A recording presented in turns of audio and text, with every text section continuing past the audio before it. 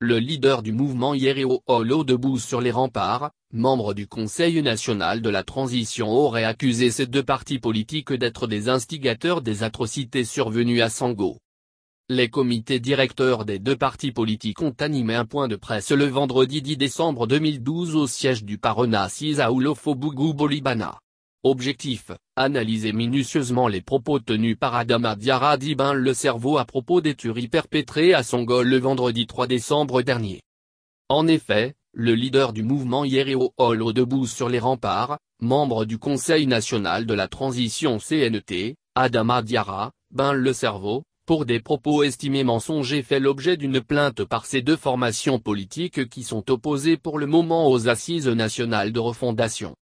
Ibn le Cerveau aurait accusé les deux formations politiques d'être les instigatrices des atrocités survenues dans le village-région de Songo.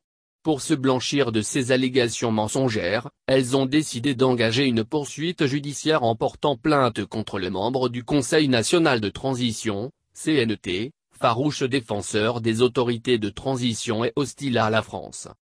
Selon le communiqué coproduit par les deux partis politiques lors d'une récente réunion publique et fort de son statut de membre du CNT, Adama Diarra d'Ibn le Cerveau a accusé le Parona et la CODEM d'être des partis instigateurs des atrocités survenues à Sango. Ce sont des propos mensongers, grotesques et irresponsables, mentionne le communiqué. Ils ont qualifié les accusations proférées par le Ibn le Cerveau de farfelues, populistes et sans aucun fondement. Les élus du Parona dans le cercle de Bandiagara sont des personnalités responsables qui, à la différence de celui qui se considère comme un cerveau, n'ont jamais jeté de l'huile sur le feu, souligne le communiqué. Ibn le Cerveau et ses associés extrémistes ne sont pas contentés des accusations farfelues et ils ont aussi annoncé des violences contre les domiciles des responsables politiques, précise le comité directeur du Parona dans le communiqué. Pour sa part, le maire de la commune de Bandiagara, lui-même membre du CNT, a enfoncé le clou en apportant un démenti cinglant aux propos de son collègue.